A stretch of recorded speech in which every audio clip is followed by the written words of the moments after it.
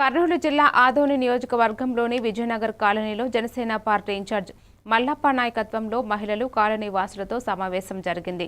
ప్రజల దృష్టికి త్రాగునీటి సమస్యను తీసుకొచ్చిన వారు దీనిని పరిష్కరిస్తామని హామీ ఇచ్చారు.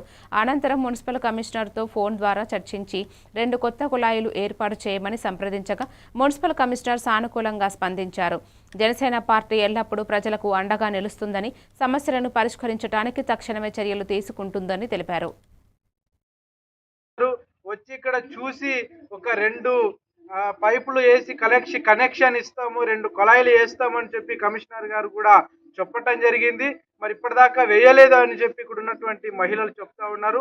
దగ్గరికే వెళ్ళి ప్రజల చెంతకే పాలన అన్నట్లుగా ఈ రోజు ఎన్డీఏ ప్రభుత్వం పనిచేస్తూ ఉంది. కాబట్టి మరి ఇక్కడ ఈ కాలనీవాసులు ఎదుర్కొంటున్నటువంటి సమస్యల్ని ఒక్కొక్కటిగా తప్పనిసరిగా పరిష్కరిస్తామని జనసేన పార్టీగా ఈ కాలనీవాసులందరికీ కూడా కోరుకుంటున్నాను. నా పేరు ఎం పులిరాజు, ఆదోని జనసేన పార్టీ మండల నాయకుడు.